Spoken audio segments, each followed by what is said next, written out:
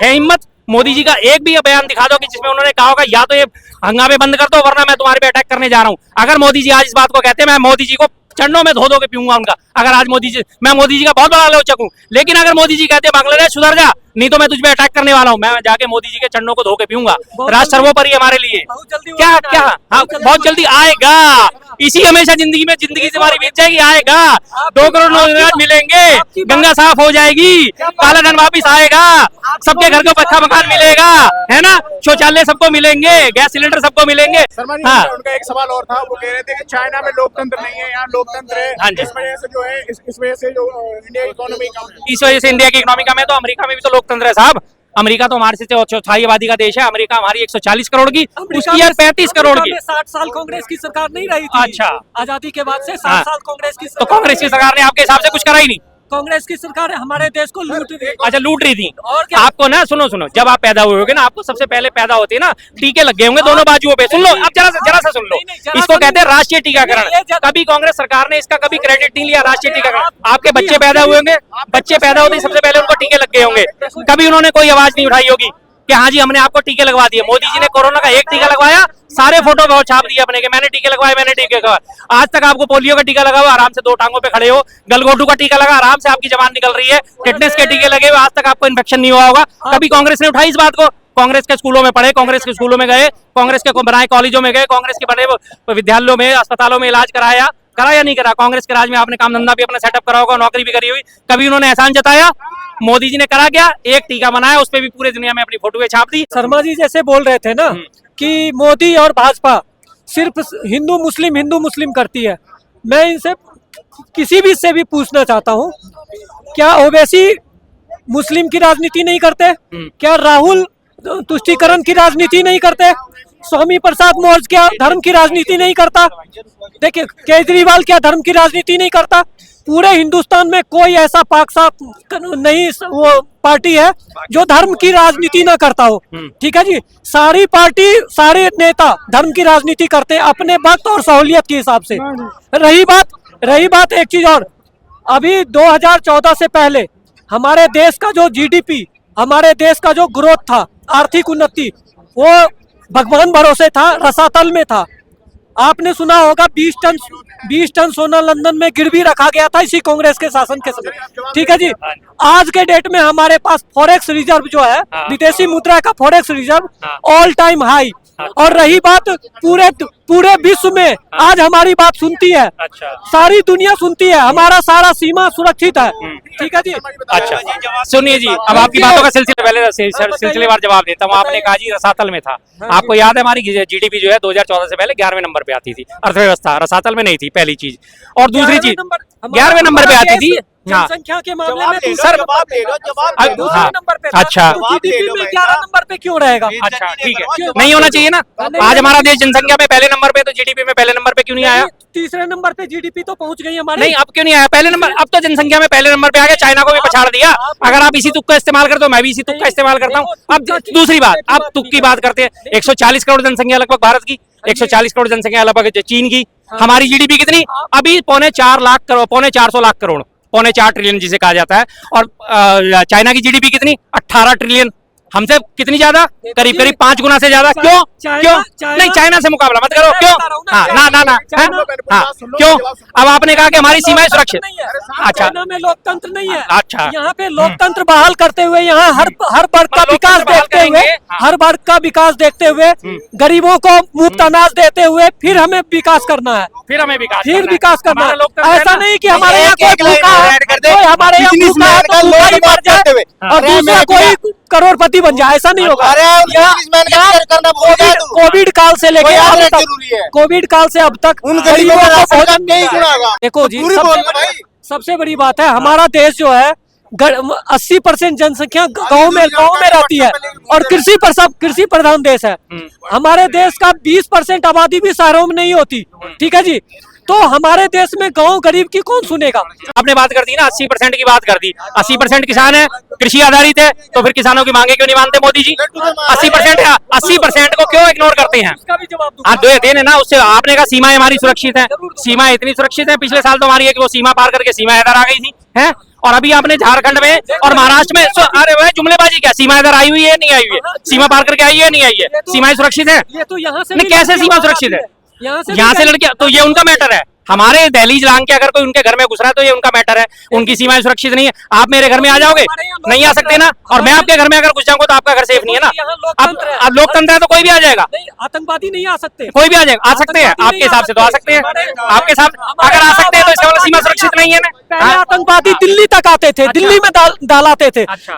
कानपुर दलाते थे, पंजाब दलाते थे, मुंबई दलाते थे। अब क्या कर बता रहे दो 2014 के बाद से, अरे उड़ी का बदला जितना बढ़िया मोदी ने लिया हाँ। उतना कोई सरकार नहीं लिया आज तक, हाँ, है ना। आज पाकिस्तान, कहाँ से गई? देखो एक चीज है, कहाँ से गया? देखो कई हजार किलोमीटर लंबी सीमा है। अच्छा, देखो कई हजार किलोमीटर लंबी सीमा को एक एक जगह आप सीसीटीवी लगा नहीं सकते। अच्छा, नहीं लगा सकते तो फिर आपने सुरक्षित लाइन ऑफ कंट्रोल सिर्फ 5 और 5.5 किलोमीटर की है जो कश्मीर से लगती है। क्या बात कर रहे हैं? सबका मोदी कहता है सबका साथ, सबका विकास। सीमा हैदर कैसे आ गई? सीमा हैदर इधर, ये झूठ बोलते हैं, ये हिंदू मुस्लिम में देश को बांट रहे हैं। मोदी हिंदू मुस्लिम में देश को नहीं बांट रहे। कैसे बिल बिला जाते हैं ना लोग, ये हालत है। अभी तो सच्चाई इन्होंने सुनी नहीं। अब शांत सुन लेना, आपकी बातों का जवाब दे। कई सारे उन्होंने मुद्दे बनाए कि एक जगह सीसीटीवी नहीं लगा सकते, पाकिस्तान की कमी है, बहुत सारे इंडिया की मोदी जी की हाँ बिल्कुल भाई, मैं इनका जवाब ही दे रहा था। हर जगह सीसीटीवी नहीं लगा सकते, मान गया मैं आपकी बात। तो फिर आपने कैसे कह दिया कि सीमाएं सुरक्षित हैं? नहीं लगा सकते तो सीमाएं सुरक्षित नहीं है ना। बीएसएफ की तैनाती होने के बावजूद भी घुसपैठी अगर अंदर घुस रहे हैं तो सीमाएं सुरक्षित नहीं है ना। झारखंड में भी उन्होंने लगातार ये मुद्दा उठाया, घुसपैठी आ रही है, घुसपैठी को रोकने का काम किसका है? केंद्र सरकार का। बॉर्डर सिक्योरिटी फोर्स का, बॉर्डर सिक्योरिटी फोर्स आती है केंद्र सरकार के अधीन। इसका मतलब वो अपनी ड्यूटी में कोताही बरत रही है। पिछले 10 सालों से आपने उड़ी का बात करी, उड़ी का हमला क्यों हुआ? बीजेपी के राज में। उड़ी के हमले में पठानकोट में हमला हुआ और पठानकोट में हमले की जिम्मेदारी आईएसआई को दे दी गई कि आईएसआई को बुला के और उनको कहा कि आप जाके यहाँ पे अपनी जांच कर लो। कितना बढ़िया बदला लिया। गलवान घाटी में हमारे 19 सैनिक शहीद हो गए। आपके मोदी जी ने बदले में क्या करा? TikTok ban, Chinese app ban. उन्होंने हमारे 19 जवान शहीद करे, बदले में उन्होंने 19 ऐप डिलीट कर दी। भाई साहब, मैं भी आपके घर से 2 जवानों की अगर बलि मांग लूं और बदले में कहूंगा कि मैं अपना व्हाट्सएप डिलीट कर देता हूं और मैं अपना फेसबुक डिलीट कर देता हूं, मान जाओगे? मान जाओगे? 19 जवानों की शहादत के लिए आप 19 ऐप डिलीट कर देते हो। कितना बढ़िया आपने सीना चौड़ा करके दिखाया है।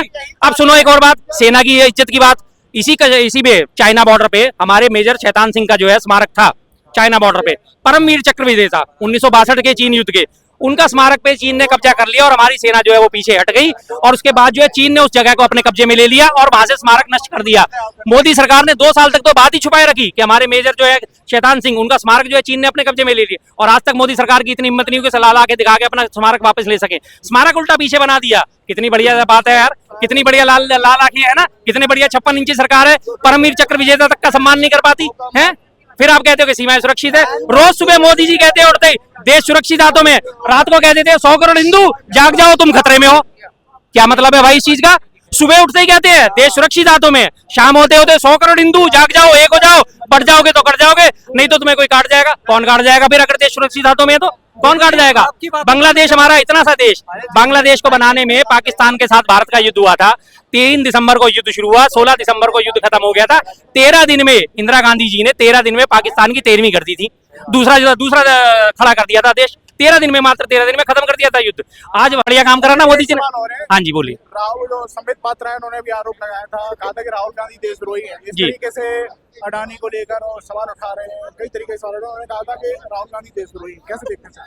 देखिए जी, संबित पात्रा नाम का जो व्यक्ति है उनकी जो है अकल बिल्कुल घुटनों में है और मैं उनको गोबर पात्रा के नाम से नवाजता हूं, क्योंकि उन्होंने एक बार बड़ी तारीफ करी थी कि गाय का गोबर जो होता है वो कोहिनूर से भी ज्यादा कीमती होता है। और उनके बयान में आगे ये शब्द शामिल थे कि गाय का गोबर जो है कोहिनूर से भी ज्यादा महंगा होता है, उससे भी ज्यादा कीमती होता है। और सुप्रीम कोर्ट ने भी इस बात को साबित करा है, जबकि सुप्रीम कोर्ट में ऐसा कोई मसला नहीं था, ऐसी कोई टिप्पणी नहीं थी। और उसके बाद एक लाइन उन्होंने और जोड़ी कि नासा ने भी जो है इसको अप्रूव करा है। अब उन अकलमंद आदमी से ये पूछो, भैया नासा करता है स्पेस एडमिनिस्ट्रेशन में रिसर्च, स्पेस में रिसर्च करता है, नासा का गोबर में रिसर्च करता है? गोबर में रिसर्च इन जैसे संबित पात्रा जैसे प्रवक्ता ही करते हैं। जिनकी अकल घुटनों में है और जिनका काम सिर्फ बोलना बोलना है। ये बीजेपी ने 2-4 लोगों को इसीलिए काम के लिए छोड़ा हुआ है कि सुबह से शाम पक पक पक पक करते रहे, लोग इनकी बातों में उलझ जाएं और जो मेन मुद्दे हैं वो सारे दबके रह जाएं सिर्फ। अब जैसे आपकी बात है, मैं आपकी भी बात उठाता हूँ, इसमें आपको भी दोषी ठहराऊंगा। सामित पात्रा ने बोल दिया, उसने गोबर बोल दिया अपने मुंह से, आपने आगे मेरे मुंह पे माइक लगा दिया जी उन्होंने ऐसा बोला, बताओ इसके बारे में आपके क्या कहना है। अब आपने ये बात नहीं करी कि जी अडानी का मुद्दा क्यों नहीं उठा संसद में। हाँ, आपने पूछा था ना, मुद्दे ये पूछने वाले हैं कि कुंदर की विधानसभा में 2.25 लाख वोट कैसे मिल गए, सारा 65% मुस्लिम एरिया होने के बावजूद भी 19 सीटों पे ईवीएम 99% चार्ज कैसे मिल गई। असली मुद्दे ये होने चाहिए, देश के अंतिम व्यक्ति को रोजगार क्यों नहीं मिल रहा, साधन क्यों नहीं मिल रहे, क्यों आज भी देश हमारा भुखमरी का शिकार है। आज हमारा देश भुखमरी में 111वें नंबर पे आता है इंडेक्स में, क्यों है। मेन मुद्दे ये हैं, लेकिन मुद्दे क्या करे जाते हैं। गोबर पात्रा ने क्या कहा, कंगना रनावत ने क्या कहा, उसने छड़ी ने क्या कहा, उसने क्या कहा। मोदी जी लेकर राशन बांट तो रहे हैं उसके लिए। हाँ जी, राशन बांट रहे हैं, तो वही मैं पूछना चाह रहा हूँ कि राशन क्यों बांटने की नौबत आई, जबकि हमारे देश में 2014 तक मात्र 22 करोड़ लोग जो थे वो गरीबी रेखा से नीचे थे, जिन्हें बिलो पॉवर्टी लाइन कहा जाता था। उस 22 करोड़ को खत्म करने के बदले मोदी ने जो 4 गुना करके 81 करोड़ पे पहुंचा दिया, और मोदी जी गरीबी खत्म करने में लग रहे हैं। कितना बढ़िया गरीबी खत्म कर रहे हैं साहब, 22 करोड़ से 81 करोड़ पहुंचा दिया और वो कह रहे हैं गरीबी खत्म कर रहे हैं। मुझे तो इनका ये गणित समझ नहीं आया, और मुझे क्या आज तक पूरी दुनिया को किसी को नहीं समझ आया। जब वो एक दिन अपना फार्मूला समझा रहे थे, A² 2² + B² + 1 एक्स्ट्रा 2AB मिला या नहीं मिला, सारे मैथमेटिशियन अपना सिर ढूंढ रहे, भाई ये कौन सा फार्मूला है। आज तक वो सारे के सारे साइंटिस्ट जो हैं आज तक वो ढूंढ रहे हैं यार राडार कब काम नहीं करते, जब बादल हो जाते हैं तो राडार काम नहीं करते। ऐसा कैसे हो सकता है यार, हमारी तो लाखों करोड़ की जो है लाखों करोड़ की हमारी तो रिसर्च जो हमारी तो पानी हो गई कि बादल आ जाएंगे राडार काम ही नहीं करेंगे, तो फिर हमने राडार का आविष्कार ही क्यों करा। आज तक सारे मोदी जी के साइंटिस्ट वो चीज को ढूंढ रहे हैं कि नाले पे से चलते हुए उल्टा उन्होंने ढक्कन रख दिया और उसमें से गैस निकलनी शुरू कर, उसमें उन्होंने चाय बना ली। आज तक सारे के सारे रिसर्चर इसी बात को ढूंढ रहे हैं कि ऐसे कैसे बनाया जा सकता है भाई, कि चलते हुए बहते हुए नाले के ऊपर ढक्कन रख दो और उसमें से गैस निकल जाती है। आज तक सारे साइंटिस्ट इस बात को ढूंढ रहे हैं कि ट्रक की एक बड़ी ट्यूब में उस नाले से निकलने वाली गैस को स्टोर कैसे कर लिया उन्होंने। किसी भी आपने देखा होगा, आप भी जानते हो, छोटी सी साइकिल में भी हवा भरने के लिए प्रेशर पंप की जरूरत होती है ना, और उसमें उन्होंने नाले के ऊपर ट्यूब लगा के और उन्होंने पूरी ट्यूब भर ली।